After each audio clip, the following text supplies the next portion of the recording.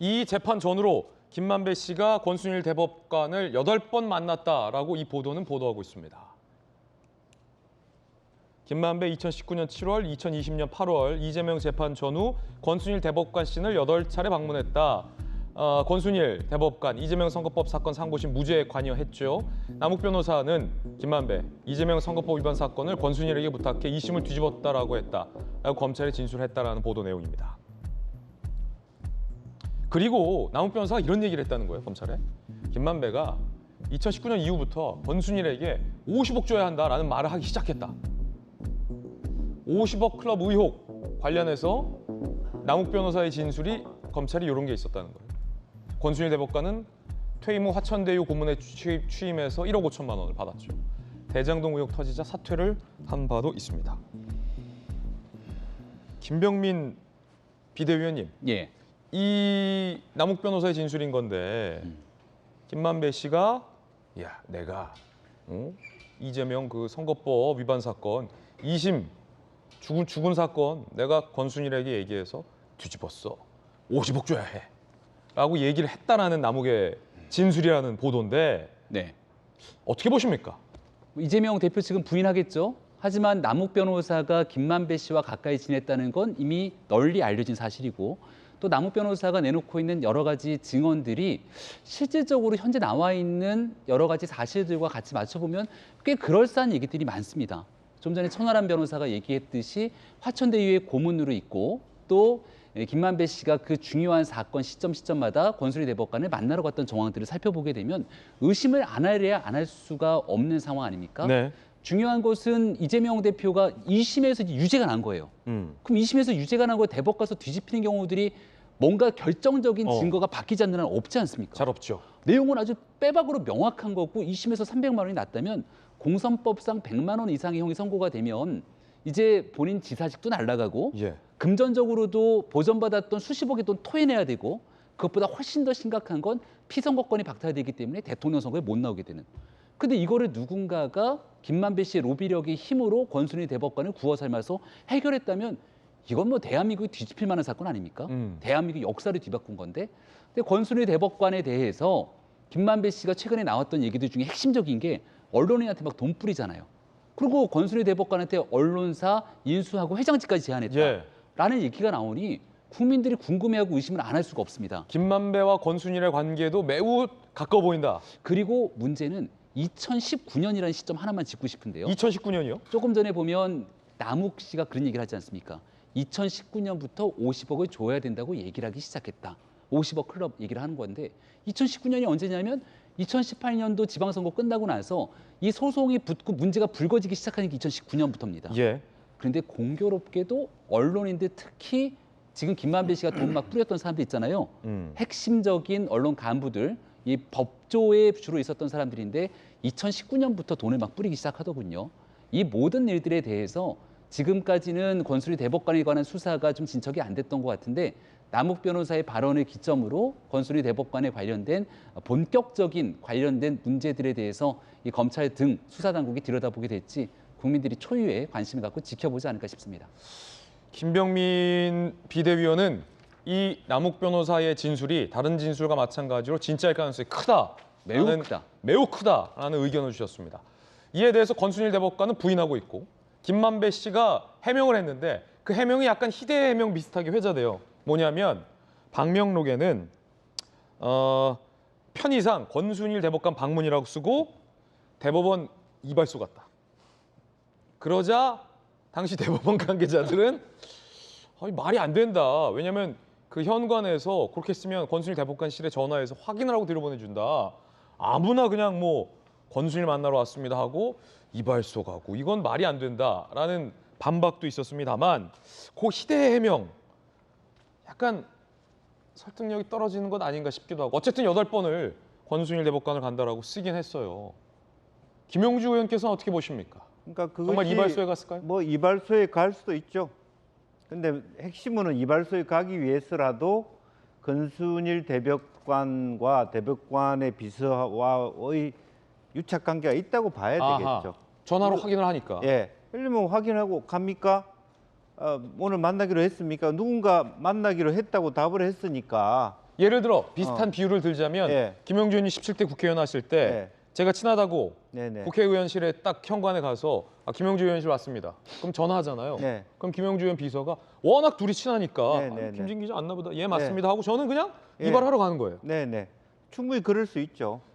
이게 사실이라 하더라도 예. 이건 친하다는 뜻이다. 그렇죠. 그러니까 어. 그만큼의 충분히 그런 얘기가 될 수 있을 정도라면 더 심각한 거죠. 더 심각하다. 예, 프리패스가 되는 거와 마찬가지. 어. 그 사람 얘기만 들으면 그러면 누구 자주 드나들면 밑에 있는 그 입구에서도 알아요. 아, 저 사람 대법관하고 친한 사람이다. 들여보내주라.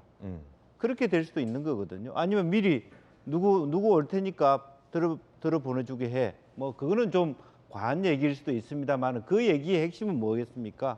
그 정도 유착 관계가 있다는 것이고요. 또 그런 정도 유착 관계의 근거가 지금 이와 같은 부분이죠. 오히려 성남 FC 사건은 사실은 검찰이 보기에는 완벽한 기소가 될 수 있는 요건이라 하지만 법정에서 다툼의 여지가 있습니다. 그러나 이 사건은 오히려 엄청난 후폭풍이 있는 우리나라의 정말 국가의 근간을 말하자면 흐트러뜨리는 그리고 이재명 대표에게도 전체의 자기가 살아온 역사에 대한 완벽한 흑역사가 될 수 있는 부분이라서 그걸 결과적으로 김성태 들어오면 변호사비 문제라든지 본질적으로 김만배와의 관계라든지 퍼즐이 풀려질 수 있는 굉장히 약한 고리다 그렇게 볼 수 있겠죠. 예. 서재현 부대변인은 어떻게 보십니까? 이게 그냥 남욱 변호사가 지어낸 얘기일 수도 있고요. 김만배 씨가 남욱 변호사에게 약간 허풍 내지는 허세의 발언을 한 걸 수도 있고요.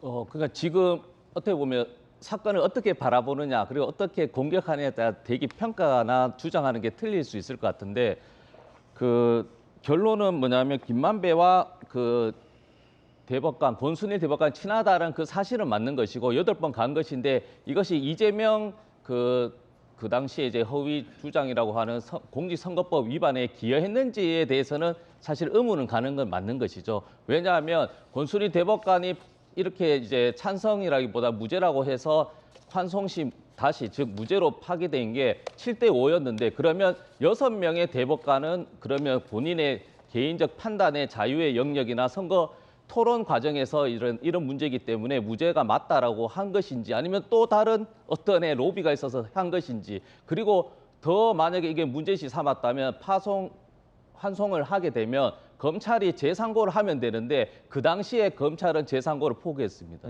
그러면 검찰 입장에서도 그만한 대법관의 7명의 그 주장에 동의를 한 것이거든요, 사실은. 그리고 또 보면 정영아 회계사 어제 언론에서도 녹취록을 보면 뭐 여러 가지 있습니다. 저도 뭐 이게 제 입장에서는 제가 유리한 것만 뽑아서 말씀드릴 수도 있지만 그 핵심은 뭐냐? 우리의 근원의 핵심은 검찰이라고 합니다. 검찰. 그래서 김순환 전 검찰총장과 지금 국민의힘 충북도당 위원장으로 지내셨던 윤곽근 전 대구 고검장 이분이 이제 남욱 변호사 이제 배임 혐의를 무죄로 이렇게 주장하는데 실질적으로 무죄가 된 것인데 이게 나온 거거든요. 그래서 저는 이제 뽑았으면 얼마든지 이게 사건이 바뀔 수 있다. 김명민 의원도 말씀하셨죠. 2019년 의미 있다 그랬죠. 저한테도 굉장히 의미 있는 시간이었습니다. 왜냐? 2019년 4월 달부터 7월 달에 제가 윤석열 그 당시 우리 문재인 대통령 검찰총장 시절 제가 변호한다고 엄청나게 국민의힘하고 보수 패널한테 욕을 먹었던 사건인데 그때 이야기했던 게 여러 가지 이제 윤석열 총장이 여러 가지 뭐 문제가 있다는 게 보수 쪽 국민의힘에서 공격을 했고 저는 방어했는데 결과적으로 보니까 2019년 4월 김만배 누나가 윤석열 아버지 재산 19억을 샀어요. 이 홍준표 후보도 이야기한 게 로또보다 정말 어려운 우연의 일치가 있냐. 그런 부분에서 우리는 의심하지 않습니다. 놓치고 있는 거예요. 김만배 누나지만은 19억입니다. 19억. 그 당시에 4월이면 윤석열 총장이 고검장하고 초고속 승진을 하기 때문에 호바나 컨텐츠 김건희 여사한테도 대기업 협찬이 엄청 몰렸거든요. 거기에 대해서 우리는 이 대장동 사건에 너무 이재명 당대표를 중심으로 놓고 보면 사건의 실체를 파악하는 데 제한되기 때문에 좀 더 실체적인 사건을 보기 위해서는 좀 더 넓게 모든 사항을 놓고 나서 그 증거라기보다는 그 환경을 세밀하게 분석할 수 있기 때문에 검찰 측에서도 굉장히 복잡할 거라고 판단하고 있습니다. 예. 이 말을 듣다 보면은 김만배가 오히려 윤 대통령이랑 더 가까운 거 아니냐라는 반박인 것 같은데 김병민 비대위원님요. 그 본질을 가리기 위해서 그 애먼 사항들을 다 좀 끌어들이지는 않았으면 좋겠다는 말씀을 먼저 드립니다. 그리고 말씀 주실 때 2019년 4월 달은 검찰총장이 아니라 서울중앙지검장 시절이었다는 점을 다시 한번 말씀을 드리고요. 사실에 관한 팩트 문제를 좀 정리하고 싶고요. 지난 대통령 선거 당시 이미 다 나왔던 일들인데 그 당시 집을 매입하는 과정 속에서는 대통령이 함께 거주하고 있지도 않는 상황이었고 또 그 당시 부친께서 건강 상태가 매우 안 좋았던 상태였기 때문에 단독주택을 매각했는데 당시 시세보다 훨씬 더 싼 가격에 매각을 했던 상황에 대해서 어떤 이득을 보거나 한 일이 없음에도 불구하고 그것을 무리하게 엮어서 이 내용들을 물타기 하려고 하는 시도들에 대해서는 이미 지난 대통령 선거 때 다 나와서 평가가 끝난 일입니다. 아 이건 물타기다. 여기에 위법하고 불법단 행위가 있었다면 그 당시에 여기에 대해서 고소를 하거나 법적 조치 취했을 텐데 그런 일들조차 일어나지 않았고요. 실질적으로 대통령 선거에서도 이런 문제를 제기하고 있는 일들이 국민들께 충분한 설득력을 가지지 못했기 때문에 추가적으로 제기하지 않는 내용들인데 워낙이나 김만배 씨가 지금 있게 되는 권순일 대법관에게 이 50억 클럽에 관련된 내용 속에서 재판 거래를 했다는 의혹들이 일파만파 커지게 되니까 이 내용에 대한 답이 안 나오니까 결국은 말도 안 되는 내용들을 끌어당기게 되는데요. 지금 이재명 대표에게 제기되고 있는 수많은 혐의들이 나올 때마다 민주당이 외치는 얘기는 단 한마디밖에 없습니다. 그럼 김건희 여사는? 그러니까 이런 식으로 얘기한다고 이재명 대표가 받고 있는 수사 상황에 대한 죄가 없어지는 것은 아니지 않습니까? 이재명 대표에 관련된 내용들 또 김만배 씨와 권순일 대법관에 관련된 얘기들을 하게 되면 여기에 관한 문제가 있는지 없는지를 민주당 차원에서 얘기하는 것이 국민에 대한 예의이고 정도 아니겠습니까? 천하람 변호사님, 권순일 전 대법관의 재판 거래 의혹. 그러니까 지난 정부에서 제기됐던 건데 지난 정부 때 요 검찰에서 뭐 수사 한 해 만에 하는데 어느 순간 그냥 쓱 넘어가는 분위기예요? 그렇습니다. 이게 지금 검찰에서 한 2번 정도 뭐 권순일 예. 대법관 불렀다고 하는데 뭐 불러봐야 뭐 권순일 대법관은 뭐 모른다 그런 적 없다 그런 얘기만 하겠죠. 저는 그래서 오히려 저는 원망하고 싶은 거는 대법원입니다. 아니, 이런 정도의 뭐 큰 어떤 스캔들이 터지고 게다가 여기에 대한 뭐 방문 기록이라든지 실체가 있어요. 최소한 대법원 내에서 철저한 어떤 진상조사나 감찰 같은 걸 해야 됩니다. 최근에 보면은 사실 언론사 간부가 뭘 이렇게 돈 받고 하는 거에 대해서도 물론 비판받아 마땅한 일이지만 그 언론사들 차원에서 나름대로 뭔가 하거든요. 이게 뭐 도대체 왜 이랬던 예. 거냐. 근데 지금 김명수 대법원장 같은 경우에는 제가 그냥 느끼기에는 손을 놓고 있는 것 같아요. 그리고 이 재판이라는 게 참 메커니즘이 복잡해가지고 검찰 입장에서도 외부에서 이거를 다 들여다보기가 쉽지가 않습니다. 그렇다면은 뭔가 대법원 차원에서도 이게 나와줘야 되는데 그런 부분들이 없다라는 게 이 재판에 대한 국민의 신뢰를 높이기 위한 노력 자체가 너무 없는 거 아닌가. 저는 그거 좀 탓하고 싶습니다. 자, 일단은 보도 내용이고 이 보도 내용은 남욱 변호사가 김만배 씨에게 들었다라는 전형 형태를 취하고 있습니다. 그렇기 때문에 이게 사실이다라고 단정할 수는 없다. 아직 이르다라는 말씀 거듭 드리겠습니다. 이에 대한 김만배 씨나 권순일 전 대법관 측의 추가 반박이나 해명이 나오면 또 충실하게 입장 전달해 드리겠습니다.